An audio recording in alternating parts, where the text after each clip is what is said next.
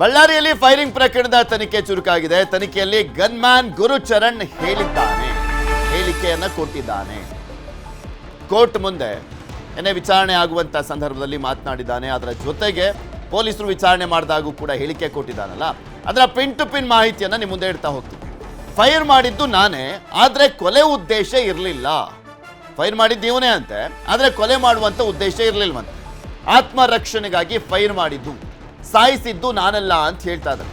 ನಾನು ಯಾರನ್ನೂ ಕೂಡ ಕೊಲೆ ಮಾಡಿಲ್ಲ ಅಂತ ಗನ್ಮ್ಯಾನ್ ಹೇಳ್ತಾ ಇರುವಂಥದ್ದು ಸ್ಟೇಟ್ಮೆಂಟ್ನಲ್ಲಿ.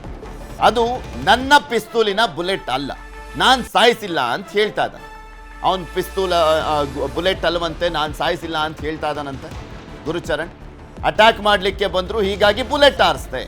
ಗುರುಸ್ಪೇಟೆ ಪೊಲೀಸರ ವಿಚಾರಣೆಯ ಸಂದರ್ಭದಲ್ಲಿ ಗುರುಚರಣ್ ಹೇಳಿಕೆ, ನನ್ನ ಗನ್ನಿನ ಬುಲೆಟ್ ಅಲ್ಲ ಅದು, ನಾನು ಸಾಯಿಸಿಲ್ಲ ಅಂತ ಹೇಳಿದ. ಹೌದು, ನಾನು ಫೈರ್ ಮಾಡಿದ್ದೀನಿ, ಆದರೆ ಆತನ ದೇಹ ಹೋಗಿರುವಂಥ ಬುಲೆಟ್ ನಂದಲ್ಲ ಅಂತ, ನನ್ನ ಗನ್ನಿಂದಲ್ಲ ಅಂತ ಹೇಳ್ತಾ ಇದ್ದಾನೆ. ಜನಾರ್ದನ್ ರೆಡ್ಡಿ ಟಾರ್ಗೆಟ್ ಆಗಿದ್ರ ಅಂತಲೂ ಕೂಡ ತನಿಖೆ ಮಾಡಲಾಗ್ತದೆ. ಸದ್ಯ ಗುರುಚರಣ್ ಪಿಸ್ತೂಲ್ ಗುಂಡು FSLಗೆ ರವಾನೆ ಮಾಡಲಾಗಿದೆ.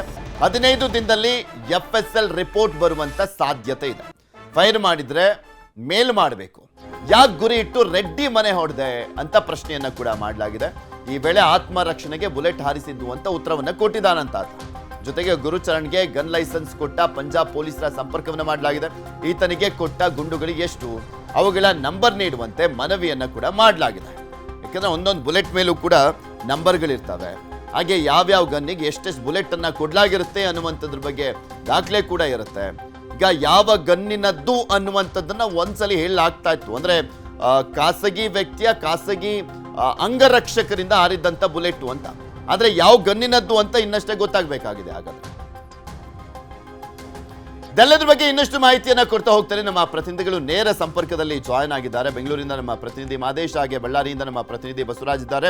ಮಾದೇಶ್, ಇಲ್ಲಿ ಪ್ರಮುಖವಾಗಿ ಗುರುಚರಣ್ ವಿಚಾರಣೆ ಮಾಡುವಂತ ಸಂದರ್ಭದಲ್ಲಿ ಹೌದು ನಾನು ಫೈರ್ ಮಾಡಿದ್ದೀನಿ, ಬಟ್ ಆತನ ದೇಹ ಹೋಗಿರುವಂತ ಗುಂಡು ನಂದಲ್ಲ ಅಂತ ನಾವು ಅಂದ್ರೆ ಹೇಳಿಕೆಯನ್ನ ಕೊಡ್ತಿರುವಂತದ್ದು. ಹಾಗಾದ್ರೆ ಈ ಪ್ರಕರಣಕ್ಕೆ ಸಂಬಂಧಪಟ್ಟಂತೆ ಇನ್ನು ಕೆಲವರು ಅಂಗರಕ್ಷಕರನ್ನ ವಿಚಾರಣೆ ಮಾಡ್ಲಾಗ್ತಾ ಇದಿಲ್ಲ, ಅವರೆಲ್ಲ ಏನ್ ಹೇಳ್ತಾ ಇದಾರೆ, ಏನ್ ಡೀಟೇಲ್ಸ್ ಸಿಗ್ತಾ ಇದೆ, ತನಿಖೆ ಬಗ್ಗೆ ಯಾವ ಹಂತದಲ್ಲಿದೆ ಈಗ? ಪೃಥ್ವಿ, ಈಗಾಗಲೇ ಈ ಒಂದು ಶೂಟೌಟ್ ಪ್ರಕರಣಕ್ಕೆ ಸಂಬಂಧಪಟ್ಟಂತೆ ಪೊಲೀಸರು ಎಲ್ಲಾ ಆಯಾಮಗಳಲ್ಲೂ ಕೂಡ ತನಿಖೆ ಮಾಡುವಂತ ಕೆಲಸವನ್ನ ಮಾಡ್ತಿದ್ದಾರೆ. ಇಲ್ಲಿ ಪ್ರಮುಖವಾಗಿ ಅಲ್ಲಿ ಕೊಲೆಯಾಗಿರುವಂತಹ ರಾಜಶೇಖರ್ ಅವರ ಬಾಡಿಯಲ್ಲಿ ಇರುವಂತಹ ಗುಂಡು ಯಾರದ್ದು, ಯಾರು ಕೊಲೆ ಮಾಡಿದ್ದಾರೆ ಅನ್ನುವಂಥದ್ದನ್ನ ಪೊಲೀಸರು ತನಿಖೆ ಮಾಡುವಂತ ಕೆಲಸವನ್ನು ಮಾಡ್ತಿದ್ದಾರೆ. ಅಲ್ಲಿ ಆ ಒಂದು ಸಂದರ್ಭದಲ್ಲಿ ಗಲಿಭೆಯ ಸಂದರ್ಭದಲ್ಲಿ ಒಂದಷ್ಟು ವಿಡಿಯೋಗಳು ಕೂಡ ವೈರಲ್ ಆಗಿತ್ತು. ಆ ಒಂದು ವಿಡಿಯೋಗಳು ಆಧರಿಸಿ ಜೊತೆಗೆ ಅಲ್ಲಿ ಪ್ರಾಥಮಿಕ ಹಂತವಾಗಿ ವಿಚಾರಣೆ ಮಾಡಿದಂತ ಸಂದರ್ಭದಲ್ಲಿ ಇದು ಅಂಗರಕ್ಷಕ ಅಂದ್ರೆ ಸತೀಶ್ ರೆಡ್ಡಿ ಅವರ ಗನ್ಮ್ಯಾನ್ ಕಡೆಯಿಂದ ಶೂಟೌಟ್ ಆಗಿರಬಹುದು ಅನ್ನುವಂತ ಒಂದಷ್ಟು ಅನುಮಾನಗಳು ಕೂಡ ಪತ್ತೆಯಾಗಿತ್ತು. ಜೊತೆಗೆ ಅವರು ಶೂಟ್ ಮಾಡ್ತಿರುವಂತ ಒಂದಷ್ಟು ವಿಡಿಯೋಗಳು ಕೂಡ ವೈರಲ್ ಆಗಿತ್ತು.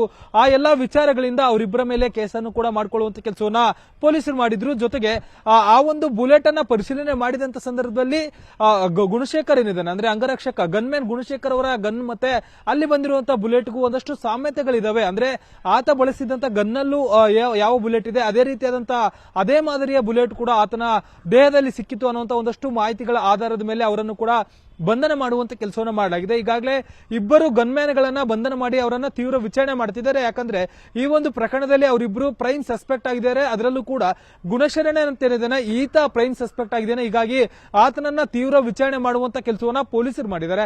ವಿಚಾರಣೆ ಮಾಡುವಂತ ಸಂದರ್ಭದಲ್ಲಿ ನಾನು ಆತ್ಮರಕ್ಷಣೆಗಾಗಿ ಗುಂಡನ್ನು ಹಾರಿಸಿದ್ದೇನೆ, 6-7 ಬಾರಿ ಗುಂಡು ಹಾರಿಸಿದ್ದೇನೆ, ಆದ್ರೆ ಆತನಿಗೆ ನಾನು ಕೊಲೆ ಮಾಡುವ ಉದ್ದೇಶ ಇರಲಿಲ್ಲ, ನಾನು ನಾರ್ಮಲ್ ಆಗಿ ಗಾಳಿಯಲ್ಲಿ ಗುಂಡು ಹಾರಿಸಿದ್ದೇನೆ, ಆದ್ರೆ ಆತನ ದೇಹದಲ್ಲಿ ಪತ್ತೆಯಾಗಿರುವಂತಹ ಗುಂಡು ನನ್ನದಲ್ಲ ಅಂತೇಳಿ ಗುಣಶೇಖರ್ ಪೊಲೀಸರ ಮುಂದೆ ಹೇಳಿಕೆ ನೀಡಿದ್ದಾರೆ ಅಂತೇಳಿ ಗೊತ್ತಾಗ್ತಿದೆ. ಈಗಾಗಲೇ ಆ ಒಂದು ಗುಂಡು 12mm ಅಂತ ಕೂಡ ಗೊತ್ತಾಗಿದೆ. ಅದ್ರ ಬಗ್ಗೆ ಕೂಡ ಪರಿಶೀಲನೆ ಮಾಡುವಂತ ಕೆಲಸವನ್ನು ಮಾಡಿದ್ದಾರೆ. ಇಲ್ಲಿ ಗುಣಶೇಖರ್ ಅವರು ಬಳಸ್ತಿರುವಂತಹ ಗನ್ನಲ್ಲೂ ಕೂಡ 12mm ಬುಲೆಟ್ ಕೂಡ ಇತ್ತು ಅನ್ನೋಂಥದ್ದು ಗೊತ್ತಾಗಿದೆ. ಹೀಗಾಗಿ ಆ ಗುಂಡು ಗುಣಶೇಖರ್ ಅವರ ಒಂದು ಗನ್ನಿಂದನೇ ಬಂದಿರಬಹುದು ಅನ್ನುವಂತ ಒಂದಷ್ಟು ಅನುಮಾನಗಳು ಪೊಲೀಸರಿಗೆ ಮೂಡಿದೆ. ಈಗಾಗಲೇ ಒಟ್ಟು 9 ಗನ್ಗಳನ್ನ ವಶಪಡೆದು FSLಗೆ ಕಳಿಸುವಂತ ಕೆಲಸವನ್ನ ಪೊಲೀಸರು ಮಾಡಿದ್ದಾರೆ.